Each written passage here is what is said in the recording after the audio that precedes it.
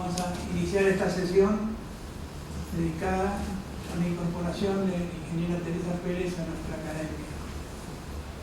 Realmente es un acto muy grato de incorporar un nuevo académico, sobre todo una persona de la valía de la ingeniera Pérez. Ella ocupa un lugar en otras academias, en otras por lo menos, academias de ciencias físicas, exactas, físicas y naturales, como también de manera que no es sorprendente para ellos pertenecer a una academia, pero para nosotros sí es un gran honor. Yo no voy a hacer una exposición de los antecedentes de Teresa, porque lo va a hacer un académico de Bedia. Simplemente voy a entregarle el diploma y la medalla. Teresa.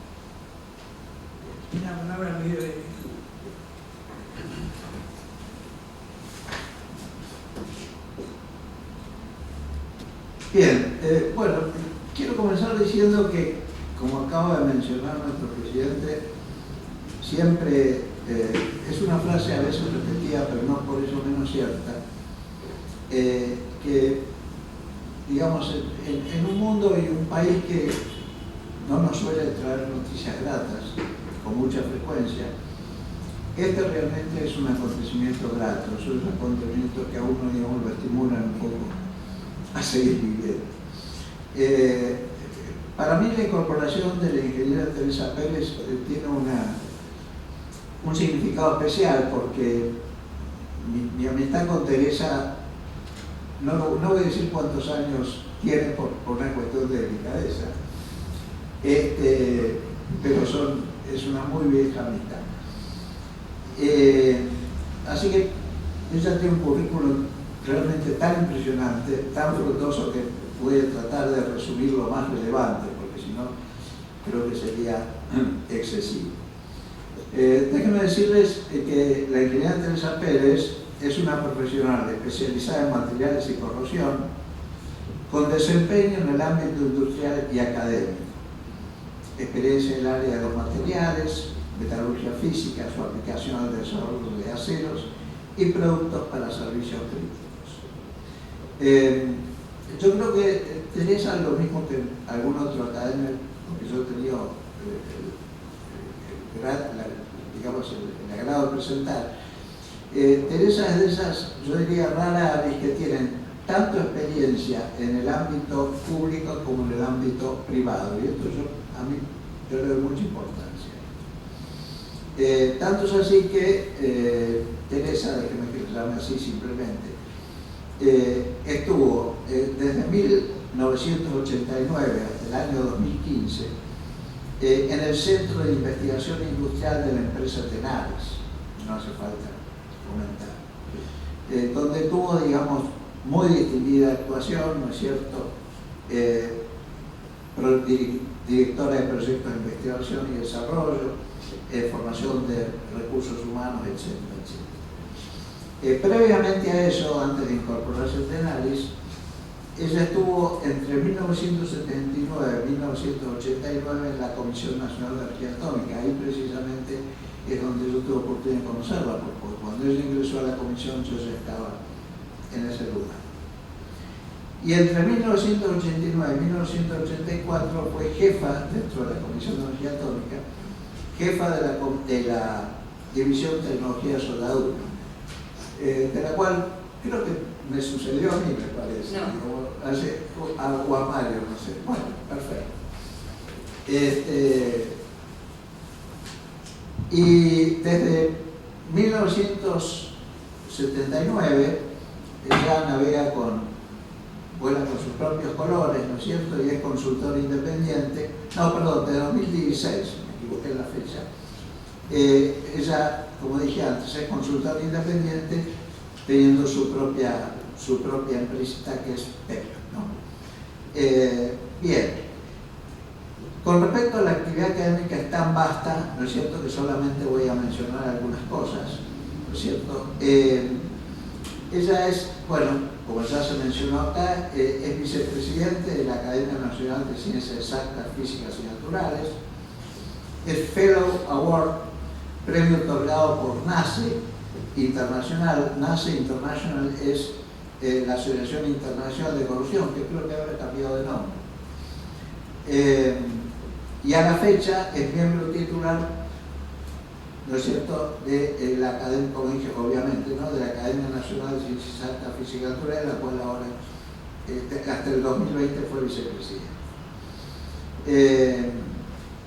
Ella en el 2013 recibe el Technical Achievement Award, premio otorgado por NASA Internacional. En 2013 también diploma al mérito en Ciencia y Tecnología, otorgado por la Fundación CONEX.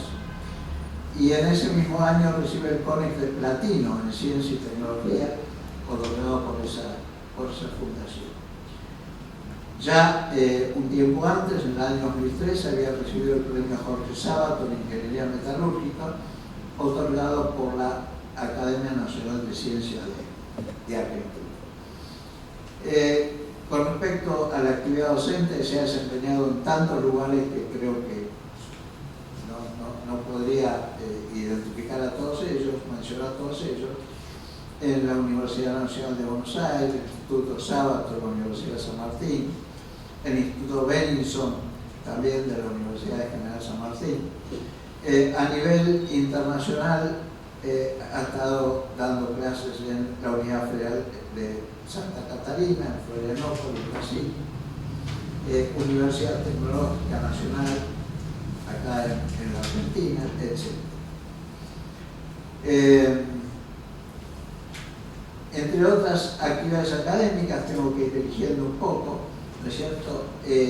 Bueno, ella continúa hasta la fecha como docente del Instituto Sábato de la Universidad General de San Martín, que es un lugar de excelencia, y ha tenido una gran cantidad de publicaciones y también de patentes. Es autora de más de 80 publicaciones en revistas con referato y en congresos internacionales, y es además titular de 8 patentes. Asistencia a congresos internacionales, con una cantidad de contribuciones como acabo de mencionar.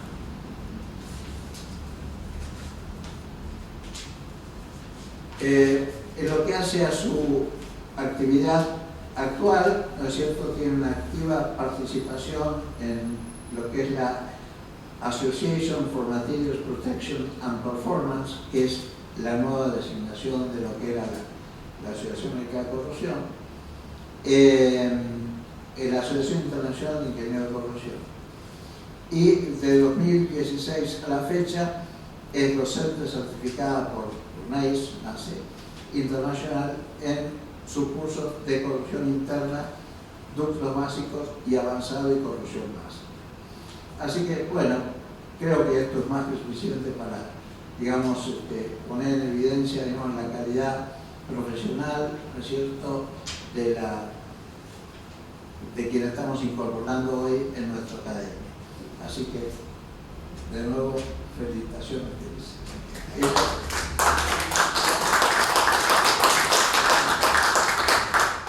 La vamos a dejar ahora, que va a hacer una presentación, ¿no es cierto? Dejo que el título del trabajo lo mencionemos directamente. ¿Cómo voy a sentar ya para el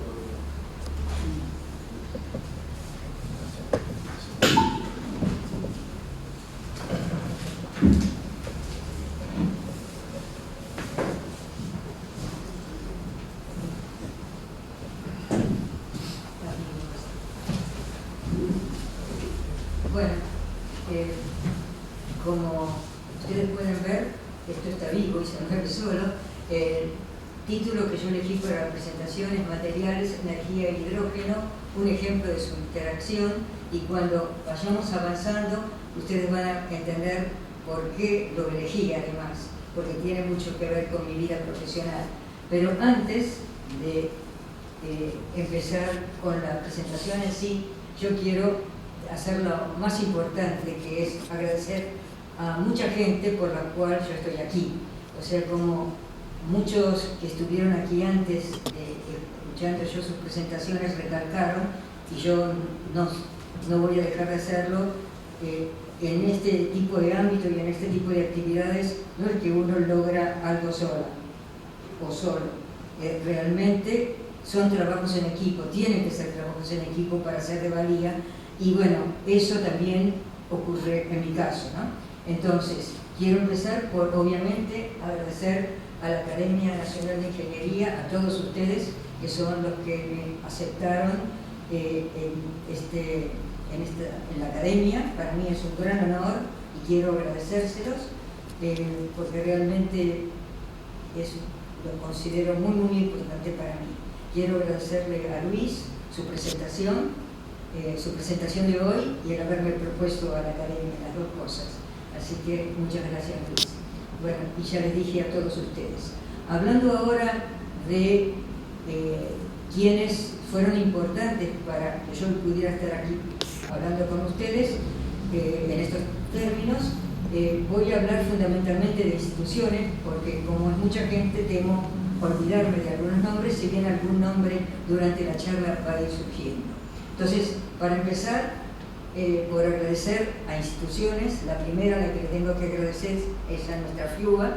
Yo soy un producto 100% de la educación pública, con mucho orgullo de hacerlo, y bueno, para devolver algo de lo mucho que yo recibí de la FIUBA, yo fui docente de FIUBA durante más de 25 años, hasta terminando siendo profesora titular, y ahí bueno, traté creo de dar un poco de lo mucho que yo recibí, de la formación que recibí, que me permitió, como a muchos de ustedes, adaptarnos a los cambios, porque no voy a hablar de fechas como hizo Luis, pero desde la regla de cálculo hasta lo que tenemos ahora, bueno, hubo que adaptarse, y las primeras herramientas José Luis nos las dio FIUBA. Hoy discutíamos en el Instituto de Enseñanza cómo tenía que ser la educación de los ingenieros, bueno, y permitirlos adaptar a ese cambio es un éxito para la educación.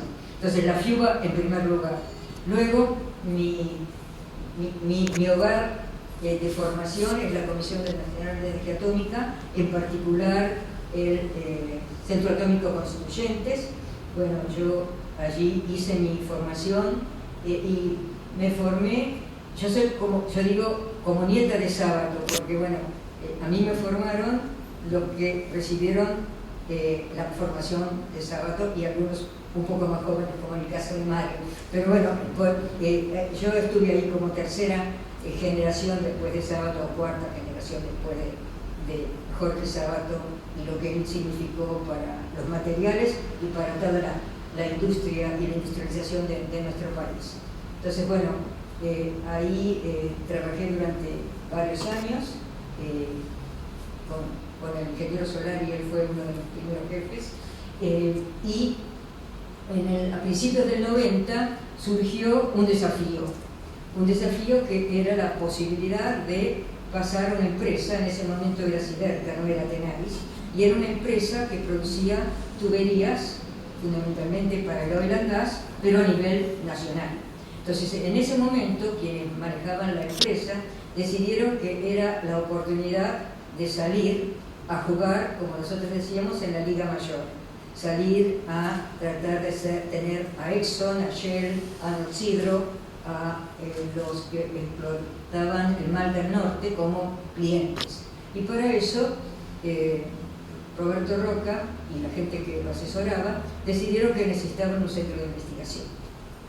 Y entonces reunieron a 5 personas, 3 de ellas repatriadas, en aquel momento no se usaba la palabra, pero eso fue, y a 2 o 3 que éramos locales, y nos ofrecieron formar ese centro de investigación. Empezar a formarlo, no había nada. Entonces, bueno, tuvimos una primera etapa que también, como nosotros decíamos, la dedicamos a cortar el pasto grueso, a tener un lugar en la planta que nos reconocieran, que vieran que en algo les podíamos aportar, y aportar cosas tecnológicas a situaciones que eran muy obvias para quien conocía un poco de algunos temas. Entonces, bueno, logramos ese lugar y en el mientras tanto fuimos armando el centro de investigación. Yo tuve a mi cargo el departamento de materiales y corrosión. Empezamos desde cero, desde el edificio hasta los equipos de ese centro y bueno, fue una gran oportunidad porque Siderca rápidamente dejó de ser Siderca para ser Tenaris, para ser internacional, y ahí fue la posibilidad de interactuar con muchas culturas, de apoyar a la formación de centros en México, en Italia. Bueno, entonces realmente fue una experiencia a nivel no solamente profesional, sino personal muy enriquecedora, también con muchos laboratorios renombrados del mundo y universidades. Entonces, bueno, ahí pude linkear dos cosas que a mí siempre me interesaron, que es la aplicación, el desarrollo de cosas que fueran de aplicación bastante concreta a la industria y también la formación de recursos humanos. Entonces, yo seguí en contacto con la universidad y nunca dejé de pertenecer al Sábato como docente, y entonces pudimos hacer tesis de doctorado y tesis de maestría dentro de Tenaris con esas dos instituciones, especialmente con el Sábato, hemos hecho muchas, y también formar, no sé, del orden de 30 y 35 personas que ahora tienen puestos muy importantes en la compañía, fuera de la compañía. Así que realmente eso es un balance que cuando yo me iba de Tenaris también dije, bueno, esa fue mi aporte a toda la posibilidad que me dieron de formarme, ¿no? 30 y pico de personas que quedaron en la empresa en distintos lugares. Y en todos esos lugares están los colegas, los profesores y los alumnos, que ahí, bueno, están incluidas todas las personas que fueron fundamentales para cada uno de esos proyectos que yo les mencioné. Y finalmente, lo más importante, por eso lo puse en rojo, es mi familia. Para empezar, mis padres, porque ustedes imaginen, sin hablar de años, que en aquel momento, en una familia donde no había ingenieros, que una hija fuera y le dijera, yo quiero seguir ingeniería. Bueno, ellos no dudaron un segundo, me alentaron, porque yo tenía que seguir una carrera que me gustara y que me diera independencia en la vida. Eso era el mensaje. Entonces ellos no dudaron nunca en apoyarme, en hacer algunos esfuerzos que hubo que hacer en algunos momentos para que yo pudiera estudiar. Y cuando di mi última materia, que fue un 13 de julio, hace poco, o sea que julio es un mes con muchas cosas importantes en mi vida, yo nunca vi a mis padres tan felices como ese día. Yo estoy segura que si estuvieran aquí hoy estarían tan felices.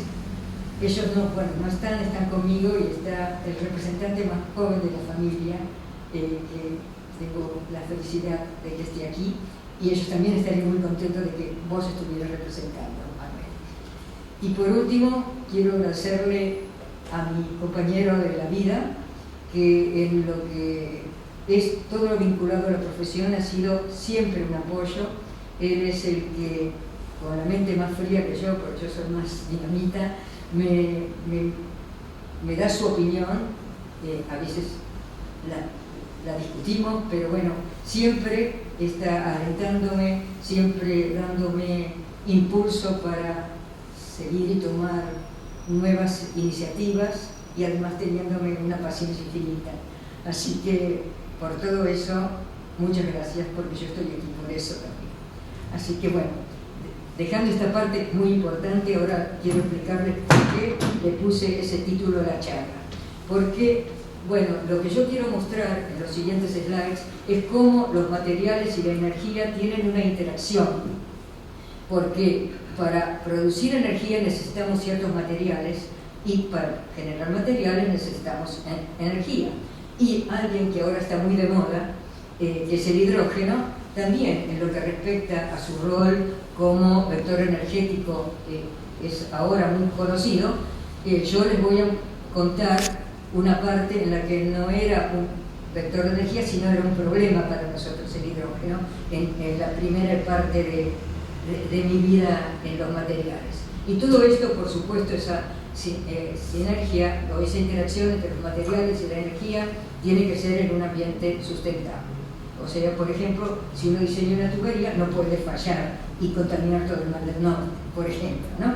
Entonces, simplemente aquí puse algunos esquemas o algunas figuras para que veamos que esos molinos eólicos tienen aspas que implicaron un desarrollo de materiales compuestos ad hoc para eso, que tuvieran una relación entre el peso y la resistencia mecánica adecuada, que permitieran resistir la fatiga y todas las propiedades que para eso se necesitaban.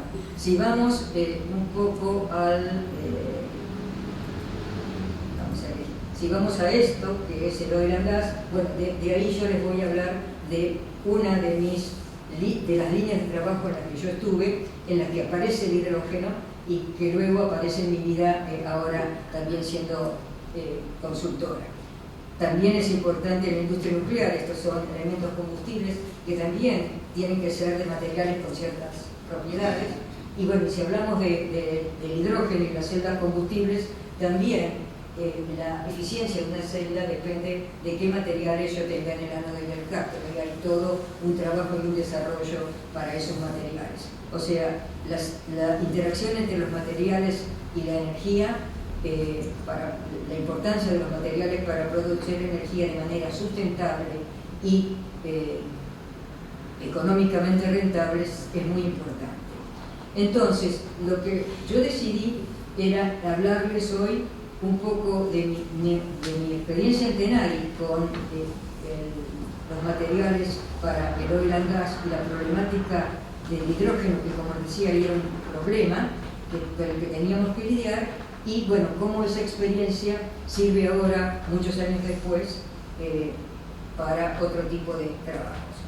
En aquel momento lo que nosotros teníamos que lograr era la explotación offshore. Es decir, nosotros tenemos acá la plataforma submarina, hay tuberías que llegan hasta el lecho del mar y después, dentro del mar, estamos hablando de aguas profundas de 3 kilómetros y el pozo que va de la tierra hacia abajo puede tener muchos metros de profundidad y tiene distintas tuberías que van sosteniendo la perforación y bueno, la última por la que se produce el gas o el petróleo.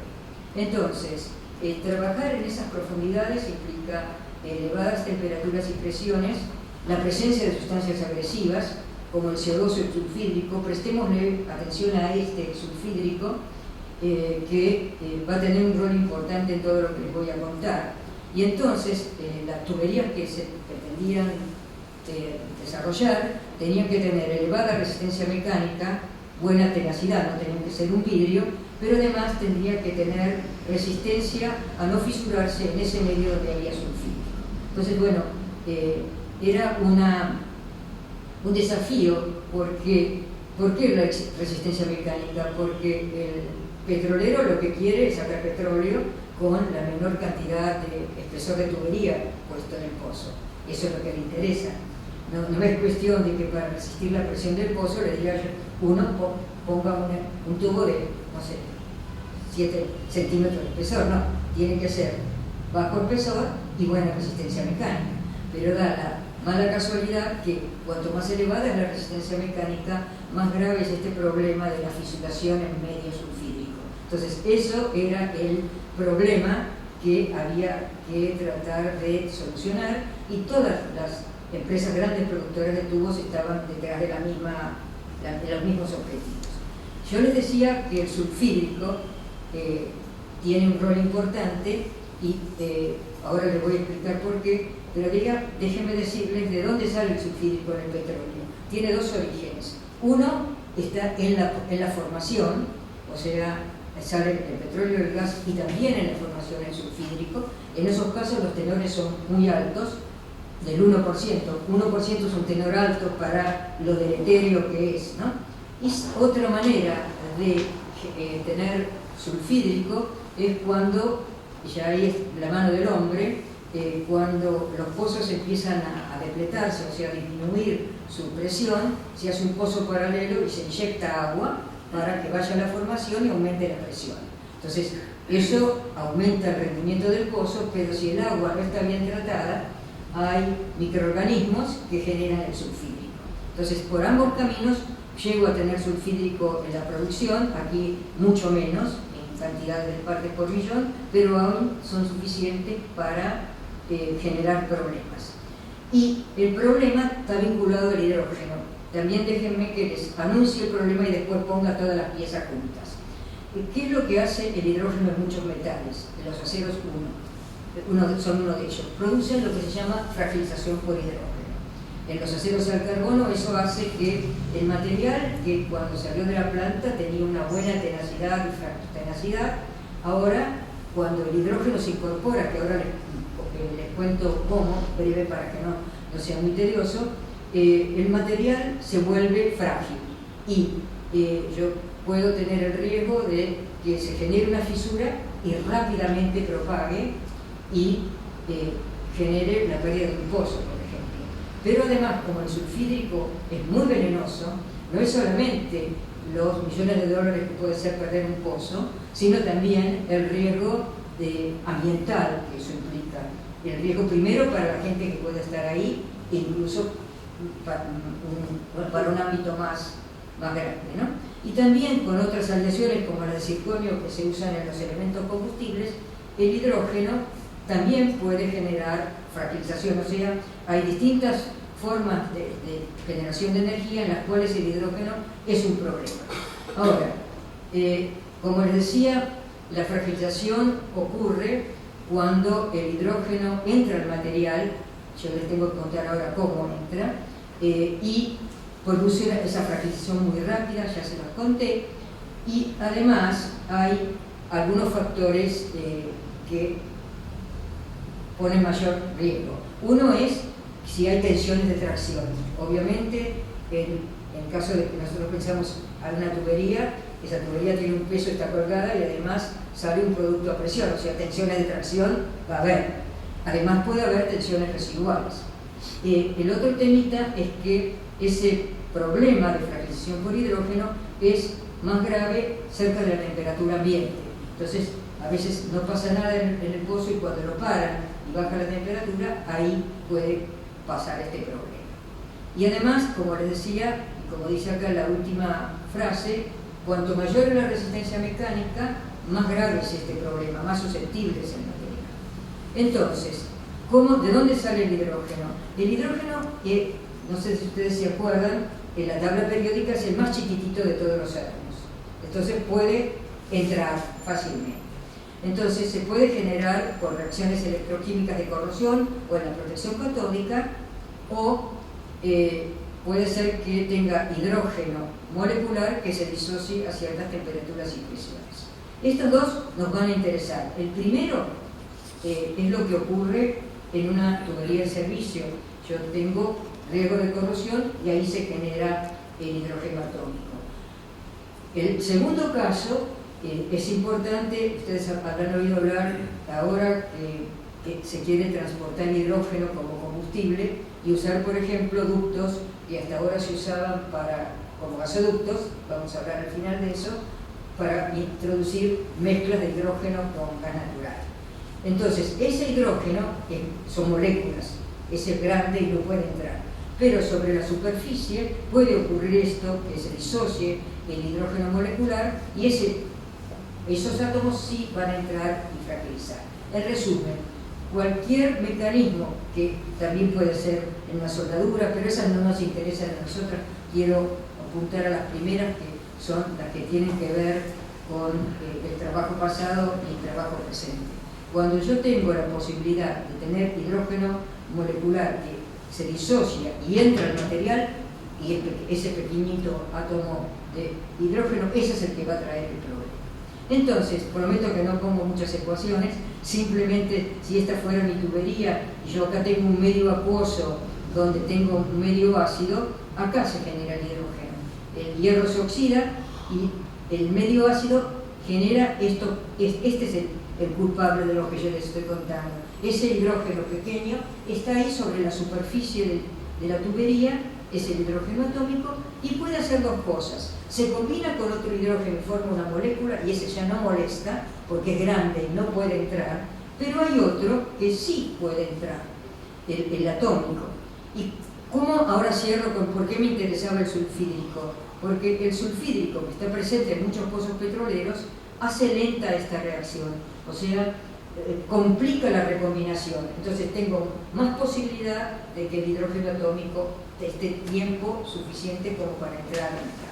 Entonces, por eso, cerrando la idea, cuando yo tengo un pozo petrolero en el cual hay sulfídrico, el riesgo de ese tipo de fisuración por entrada del hidrógeno atómico existe y tiene un nombre, se llama fisuración inducida por el sulfídrico. Es una forma de fragilización por hidrógeno. Entonces, eso era lo que uno tenía que evitar. Brevemente, ese hidrógeno que hace una vez que estuvo acá sobre la superficie, pensando si se recombinaba o entraba, decide entrar porque el sulfídrico le hace más difícil la recombinación, se mueve dentro de la estructura, interactúa con la estructura. Esto es cómo se ve un acero al microscopio. Esta rayita es medio micrón, y acá vemos una serie de partículas, y la idea era generar una distribución de partículas que hiciera que el hidrógeno que pudiera entrar se distribuyera y en ningún lugar llegáramos a tener una cantidad crítica de hidrógeno que me generara la rotura. Esa era la idea. La idea era cómo optimizar la microestructura del material para que esto no ocurriera, para que no se llegara a una concentración crítica que generara una acumulación en alguna zona donde había tensiones y ahí se rompiera. Entonces, ese era el objetivo del trabajo. Entonces, en resumen, para controlar este fenómeno de la fisuración por hidrógeno en medio sulfídrico, tenemos un material interactuando con un medio y con las tensiones de tracción, y del material nos va a interesar su microestructura, su resistencia mecánica, sus tensiones residuales y su deformación en filo. Y del medio, si hay sulfídrico, cuánto hay, cuánta es la concentración de hidrógeno, la temperatura y la presión. Y todo eso me va a decir si ese material es más o menos susceptible. ¿En qué trabajábamos nosotros? El medio no lo podíamos cambiar, entonces lo que nosotros apuntábamos era a cómo controlar a través del diseño del acero, cómo controlar las características del material. Bueno, y ahí va el desafío. El desafío teniendo en cuenta esto que ya dije varias veces, que cuanto mayor es la resistencia mecánica que yo quiero, si no tengo una estructura adecuada, voy a tener mayor susceptibilidad. Y eso es lo que se quería evitar.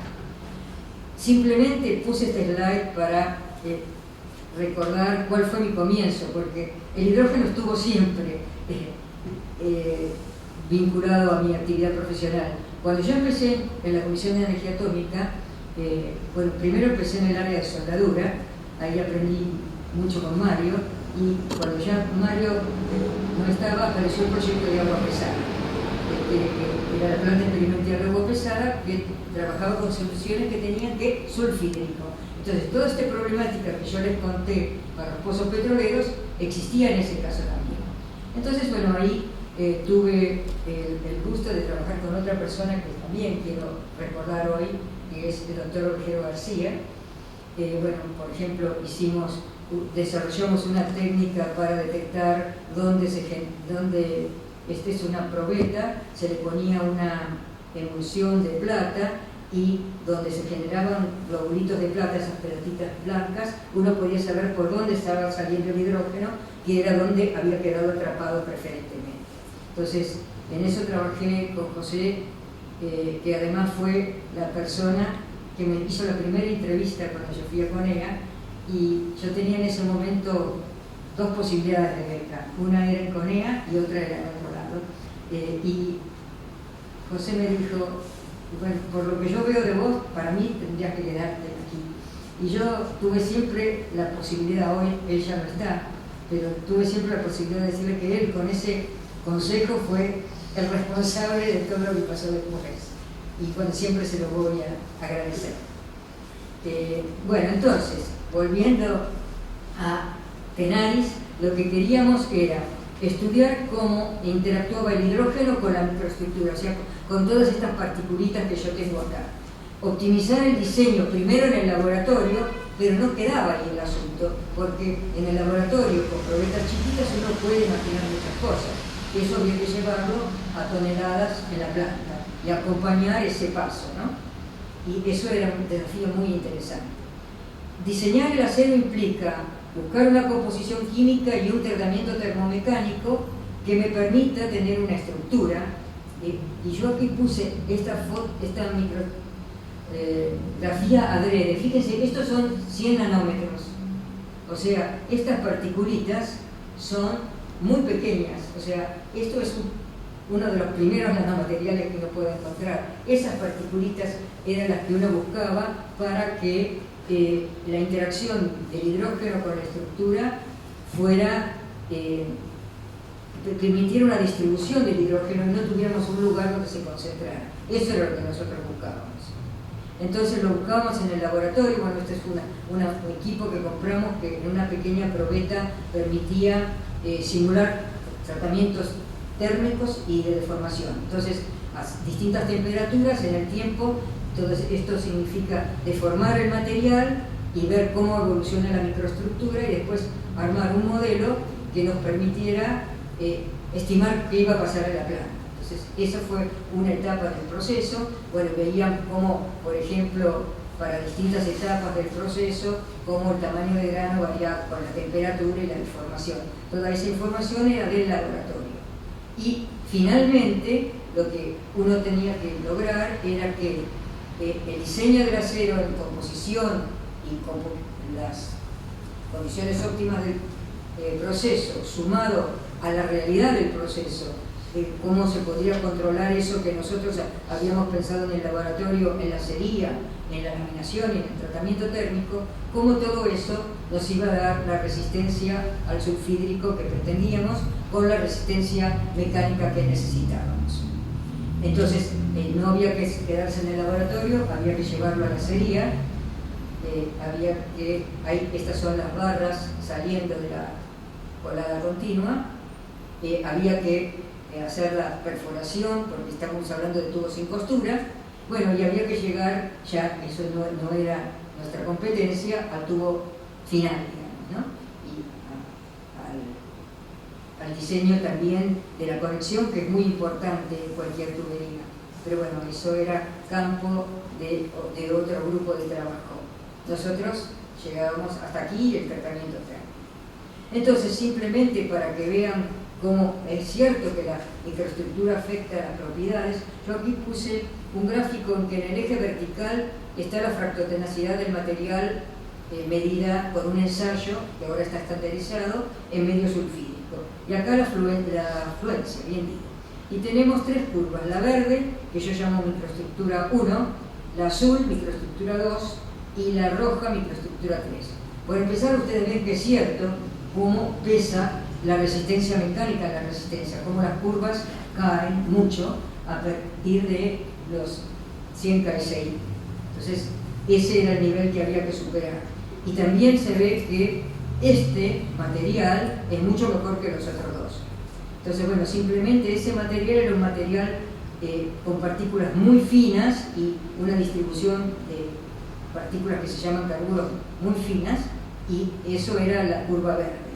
La curva azul era otra microestructura, mucho más grande y más vasta, y la curva roja era una estructura muy gruesa, muy dura, de mucha resistencia mecánica, que realmente no daba en nada con lo que estábamos buscando. Entonces buscamos por este camino, por el camino de las estructuras más finas. Aquí un último ejemplo, si yo acá pongo la misma variable, la fractotenacidad en función de la fluencia, la diferencia entre estas dos era la de arriba es haciendo un doble tratamiento y la de los triangulitos vacíos es con un solo tratamiento.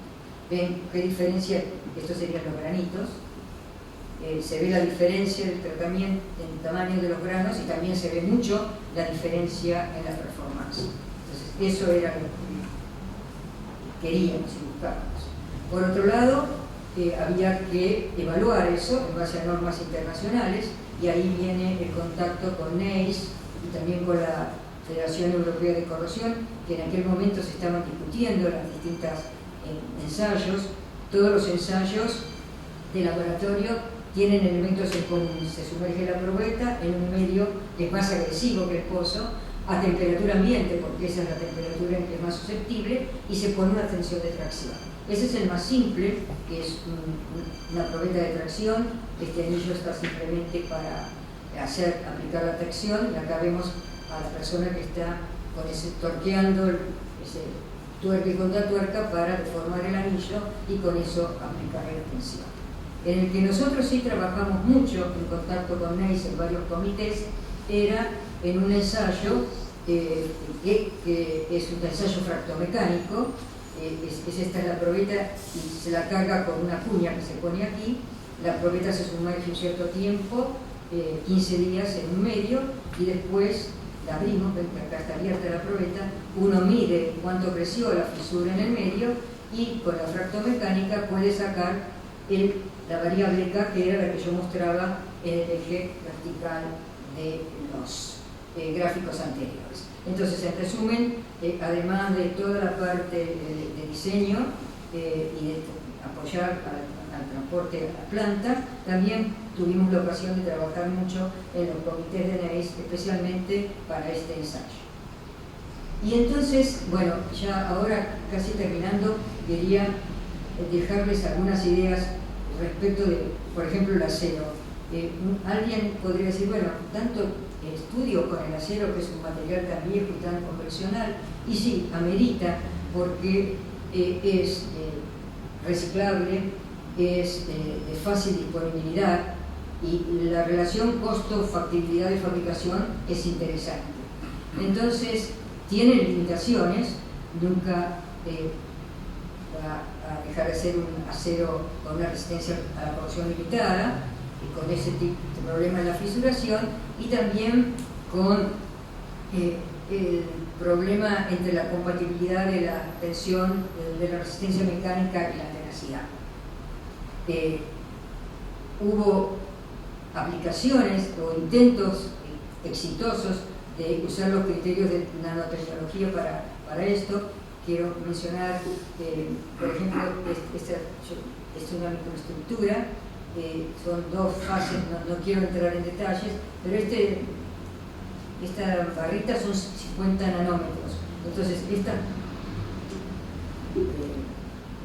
fases o estas placas, acá está la palabra que no me salía, tienen entre 20 y 40 micrones, o sea, es el tamaño de un nanotubo de carbono. O sea, esta es una nanoestructura que tiene muy buena dureza, se usa para rodamientos, escudos balísticos, y bueno, fue un desarrollo de los últimos años, especialmente de la gente del Dr. Badisha en Cambridge, con lo que también interactuamos en algunos momentos. O sea, esto no sirve para el caso que yo estaba explicando, pero sí para otras aplicaciones. O sea, lo que yo quiero decir que todavía hay camino para recorrer con el acero, y en el caso de las tuberías, lo que sí se está explorando, todavía no es totalmente una realidad en muchos casos, es usar el acero al carbono como estructura y hacer un tratamiento superficial con alguna aleación resistente a la corrosión que pueda ser el que le dé la resistencia a los medios que nos ocupan. Bueno, como verán, el hidrógeno sulfídrico es reiterativo, porque este es un trabajo que está en curso todavía. Es un consorcio que se organizó entre Tenaris, ITEC, la Comisión Nacional de Energía Atómica y el Instituto Sábato, hace ya unos años. El contrato primero lo firmamos cuando yo todavía estaba en Tenaris, así que tiene más de 6 años.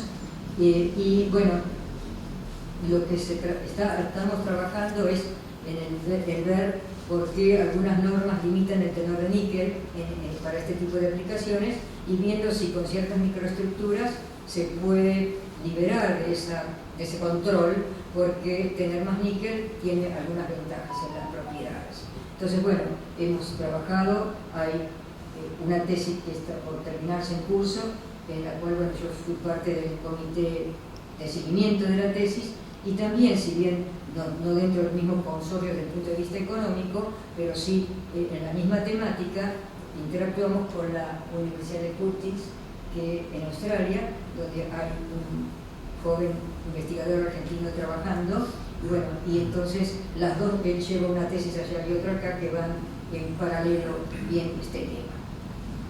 Y mirando al futuro, que no es un futuro muy lejano, es un futuro muy cercano, el hidrógeno vuelve a aparecer ahora como combustible. Entonces, entre las problemáticas, además de producirlo, hay que transportarlo.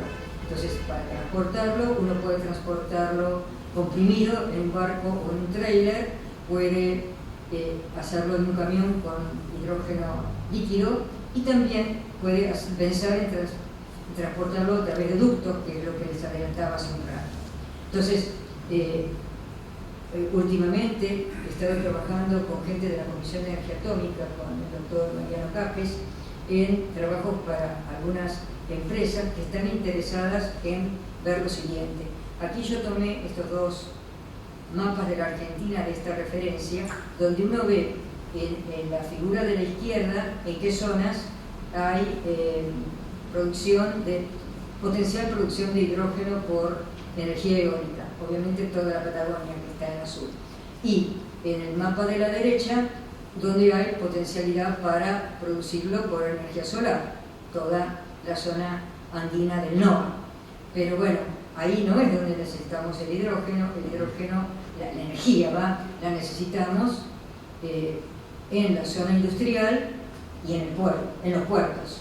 Entonces, lo que se está evaluando, como en muchos lugares del mundo, es de qué manera es factible usar los gasoductos existentes para inyectar una cierta proporción de hidrógeno.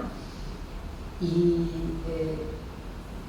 el problema es que, entre otras cosas, ¿se acuerdan que cuando yo les hablaba de cómo podía incorporarse el hidrógeno, yo les dije que cuando yo tenía hidrógeno molecular, si a ciertas temperaturas y presiones podía disociarse una parte, y esto podría ocurrir en los ductos? Entonces, no solamente nosotros, en muchos lugares del mundo se está estudiando de qué manera un gasoducto, que ya tiene también sus años, se va a ver afectado si existe la decisión de inyectar una cierta cantidad de hidrógeno. Ahí están las normas viendo cuáles serían los valores de hidrógeno aceptables. Y una cosa importante, uno quiere inyectar hidrógeno y no tener que bajar mucho la presión, porque si uno baja mucho la presión va a estar en condiciones seguras, pero no es económicamente rentable.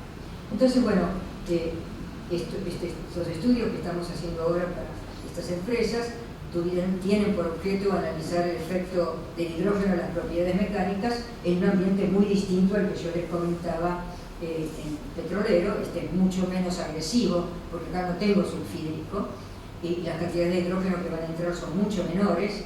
También ver cuál es la normativa vigente en el mundo y cuáles son los ensayos que esa normativa exige para decir, bueno, en esta cañería puedo inyectar tal cantidad de hidrógeno, y también de las metodologías para evaluar la vida remanente. Así que, terminando con el título otra vez, por eso elegí los materiales, la energía y el hidrógeno, porque bueno, han tenido que ver mucho en toda mi vida profesional, y bueno, me pareció que era una buena manera de hacer un circuito.